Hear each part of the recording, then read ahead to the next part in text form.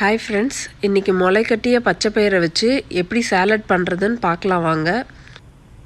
First பச்சைப்பயிரை எப்படி முளைக்கட்ட வைக்கிறதுன்றதை பார்க்கலாம். ஒரு பவுலில் பச்சைப்பயிரை கொட்டிக்கோங்க. அது மூழ்கிற அளவுக்கு தண்ணி ஊற்றி ஒரு 6-7 மணி நேரம் வரைக்கும் நல்லா ஊற வச்சுடுங்க.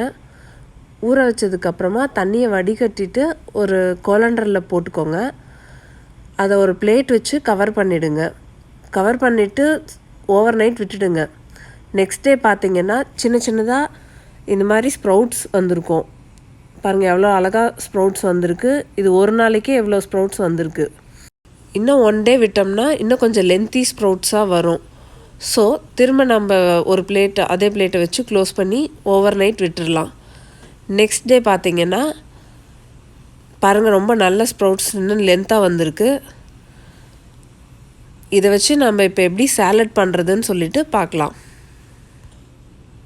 ஒரு பவுல் முளைக்கட்டிய பச்சைப்பயிர், 1 கப் சீவின கேரட், 1 கப் துருவிய தேங்காய், 2 ஸ்பூன் நாட்டு சர்க்கரை.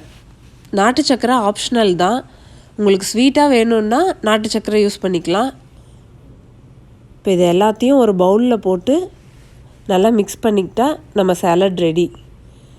இப்போ நான் சொன்ன இன்க்ரீடியன்ட்ஸ் மட்டும்தான் ஆட் பண்ணோங்கிறது இல்லை. இதில் நீங்கள் வேணும்னா மாதுளம்பழம் ஆட் பண்ணிக்கலாம், வெள்ளரிக்காய் சின்ன சின்னதாக கட் பண்ணி போட்டுக்கலாம், கிரேப்ஸ் ஆட் பண்ணிக்கலாம். உங்கள் டேஸ்ட் தகுந்த மாதிரி நீங்கள் ஆட் பண்ணிக்கலாம்.